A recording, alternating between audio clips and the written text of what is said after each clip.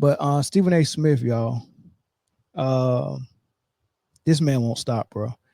So everybody knows Stephen A. Smith is negotiating his contract with ESPN, and he's made it known that he wants to be the highest paid. And he's also made it known that he's been looking at everybody else's paycheck and pockets, Pat McAfee, whoever else the case. And it ain't just the people that he's in the same in the same swim lane with. He's looking at he's using other people as an example. Listen to how this dude talked about this on Mike Wallace's show. Your ESPN contract, yes, sir, is what we're told up next year. And the word on the street is that you want something in the range of $100 million for 5 years. Right. True? I'm not getting specific as it pertains to numbers because only a fool discusses his own negotiations while negotiating. I would ask respectfully, pay attention to the industry, see what people are getting paid, see how much money they're making and what they're bringing to the table. Dak Prescott just signed a contract for $240 million. He's making $60 million a year. He made sure to get... I know, he's the quarterback of the Dallas Cowboys. Who has won 2 playoff games in 8 years. I've been number 1 for 12. I'm sorry. In our respective industries, I win. And I'm fully aware of what I'm worth. And I will never apologize to that for anybody. I don't know what to say. Nah, there's no way you compare yourself to a professional athlete that takes full body contact shots weekly. This is what I think he's trying to say. And I don't know if he is, but this is what I think he's trying to say. When Dak signed that contract, I don't know if he still is, but when he signed that contract, it made him the highest paid NFL player in history. So I don't know if someone came behind him and did more than that, but at the time he was the highest paid, right? No, so what Stephen A is saying is if Dak can be the highest paid NFL player, I can be the highest paid analyst because my station's been number 1 and Dak's team has never won. That's what he's trying to say.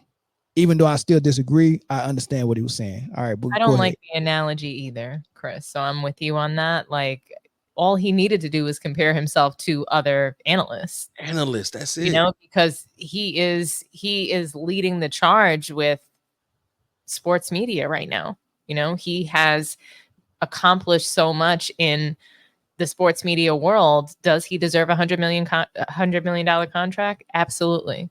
And Stephen A has worked very hard to get to that point. He has sold himself out completely to get to this point. So he'd better get that $100 million. And honestly, I want him to get it. I want him to get it so that he, you know, Black people need to be paid more money, period. Especially when you're number 1 for 12 years. How could he not be paid the most?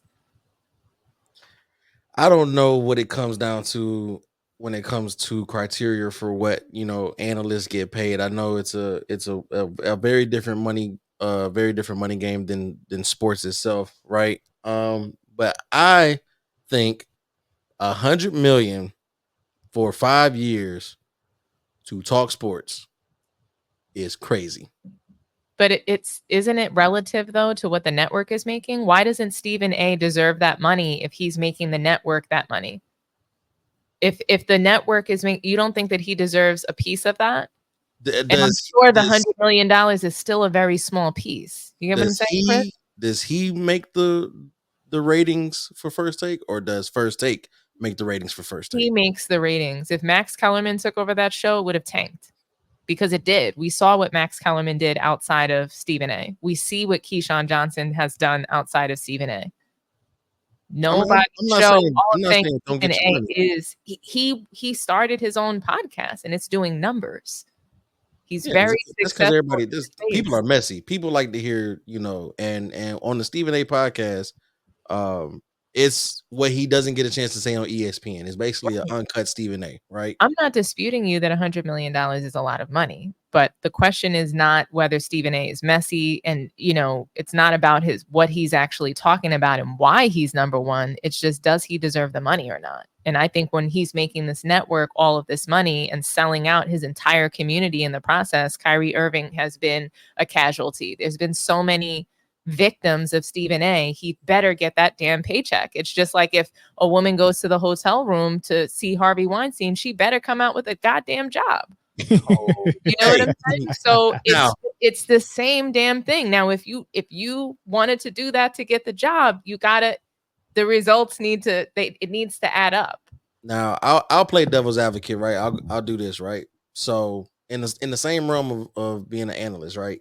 Before he even stepped foot in the booth, Tom Brady had a 10-year, $100 million contract with Fox, and he took Greg Olson's job. Yes. So I can see, like, if you want to compare analyst to analyst, like somebody who he's only called 3 entire games, right? Maybe 3. I know 2 for sure, maybe 3 games, but he had that contract secure before even stepping foot in the booth. Now that's something I can kind of compare to. And That's Tom something Brady hasn't been that good though. He's kind of started getting his feet wet, and he had a lot of critical feedback about his initial appearances. So if you were to do that, if that was your comparison, then cool, I understand that. But I mean, I guess they just paying. I mean, if the network got the money, then by all means cut the check. But you know why he made the comparison though, Chris, right? He made the comparison to Dak and to football because that's what people can understand. Like you said, like I think even Mel said, to your point, we don't know what the salaries are in this world. We don't really know what sports analysts should get. Because we don't know, he brought up something that we do know about. We know about football contracts, and we know that this person hasn't been winning, and he's the opposite. He's been winning number 1 for over a decade. So why isn't he being paid? Could it be because of the color of his skin? Could it be? What's the reason? So this is the thing. ESPN built themselves to be number 1. That's the supposed worldwide leader in sports. They're number 1. So you already preconditioned or got an advantage being on ESPN. Because when you think about where you're going to get your sports from, nobody's thinking about FS1. Nobody's thinking about CBS Sports. No one's thinking about all these other places that got sports joint. ESPN is the top dog. Oh, you don't believe if Stephen A goes to Fox, if he took First Take or created a whole different platform for Fox, you don't think he's performing there? You think hold on. I get to this. I'm gonna answer that question, but let me finish this. So ESPN is the number 1 already, right? That's a lot working behind the scenes for you to do what you do, and then the number 1 time slot for sports talk is the time slot that Stephen A got. So you got the number 1 time slot. It ain't like they putting him at 7 p.m. and he doing numbers, or lunchtime and he doing numbers. He got the number 1 time slot.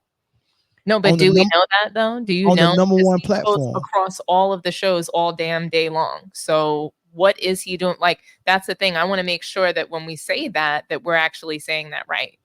Does he not do numbers at 7 p.m.? Because he's on ESPN all day and all night. And I'm pretty sure everything that he touches turns to gold. No, everything he does touch does not turn to gold. Did you see him go try to do boxing? Did you see Joe Rogan run him up out of there and say it was an embarrassment? We don't do that over here. No, I actually did not. Oh my God, Dominic, I did not see that. What I will tell you is he doesn't cover all sports well. We see that with WNBA. I saw that with tennis. I see him trying to do stuff because it's trending and it goes totally left. He don't cover no sports well. He definitely basketball. He's a little bit better with that, but football, the only thing he has for football is with his little cigar and his cowboy hat. I tried to tell you. That's all he got for the NFL. That's it. How many times you go to the well on that gimmick? He used to get some really good interviews though. That's it. He used to get some really good interviews.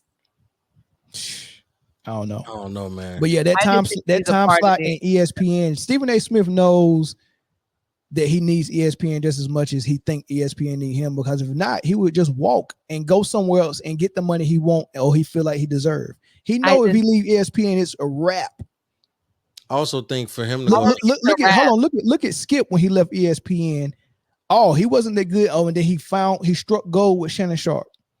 And then when Shannon left, it was a wrap. That's what happened with Stephen A. Smith. If what I'll say though is if he leaves ESPN, I do think that First Take tanks. They're gonna have to scrap that whole show. They're gonna have to have something else for that time slot. Sure. But guess what? Everyone else that wakes up in the morning that want to hear what happened in the game last night is still going to go to ESPN's channel. No one is going to wake up and play, let me tune in to CBS Sports. No one's going to do that. I don't know if Stephen A goes there. I don't know. Well, first, What channel CBS on?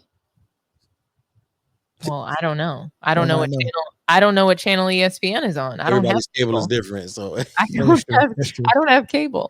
Back growing up, CBS was channel 2 for me, so CBS is different. But I'll say this: I think if he does walk from ESPN, right, and let's say he goes to FS1, I think as much as Stephen A has sold out now, he has to sell out completely to be a member of FS1. I mean, look at no soul. Bro, look at the guys they have over at FS1 already. Like that is just terrible. I don't see him going to, like, let's say he gets fired from ESPN or decides to leave because they're not paying him. Like, I don't think he goes to FS1. I really don't. No other station has the money that he's asking for besides FS1. He's not gonna go to CBS. If he leaves ESPN, he won't be going to no other sports place. He will be going. He will be doing politics. He will go. He will go to Fox News and do politics. Oh, I can't. I don't want to hear him talking about that. That's why his podcast is not just sports right now, and that's why he dabbling and everything. And he's trying to get into politics. I watched Bet David on his not entertainment, but I forgot what his platform is, but Bet David, he talked about it because he's got a relationship with Stephen A, and Stephen A's been on his show as well. He kind of let the cat out of the bag a little bit on what Stephen A's thinking, and he said that the way Stephen A talks behind the scenes and the way he thinks, he can't say out in the opening because he will lose his black fan base. That's what he said. So basically, what he's saying is, he leans a certain way politically, and he don't think it's good for his brand as a black man to be open about it. But he said he wants to come out and be like that. And then Stephen A also said he wants to host a late night show in his career as well. So he wants to get out of the sports and go somewhere else where he think is bigger. You know what I mean? So if ESPN don't sign him, that's probably what he'll do. I can totally see him being the next Arsenio, don't do that. No. I don't know about no Arsenio. Arsenio was great at what he did. Let me get to these super chats though. Lone Soldier, I will never respect Sass. I call him Sass, y'all. I will never respect Sass because he is sassy. I don't watch him. I don't listen to him. He disgusts me. Integrity in journalism died when the late great Stuart Scott died. I agree. 100%. Stuart Scott was one of one. Exactly. I agree 100%. Always great. As soon as debate shows got popular, sports journalism died. Always good content from WW1I members. I appreciate this $20 super chat. Thank you for that. Yeah, I think that's it. One more thing though, as a grown man, stop counting other people's pockets, bro. Don't do that. That's bad practice, man. Yeah, that was wrong for him to do that, man. That's bad practice. Don't be counting somebody else, especially a fellow black man. Stop counting people's money, man. It was uncalled for. But he do a lot of uncalled for stuff, man. He should have compared himself to Caitlin Clark. She's never won anything. Well, not even a round in the playoffs. That's the show, y'all. On that note, tune in to Sports Tea with Dominique. If y'all want to see more Dominique, Sports Tea on YouTube, Sports Tea on IG as well. If you want to see more Chris, Motor City Raw, Corey, Cowboy Spit.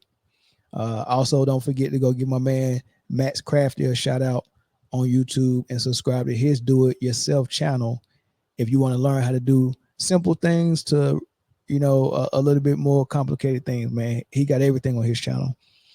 So go sub to him on that. Don't forget to use the promo code mandownsports when you sign up for Underdog and play Pick'ems. And your first deposit is going to get matched 50% up to $1,000. Man Down Sports, make sure you do that. And other than that, I don't think we got anything else. Did I miss anything, y'all? Like and subscribe. Like and subscribe. Facts, man. Y'all have a wonderful weekend, man. Happy Friday. Peace. Thank y'all for tuning in. Catch y'all on the next one.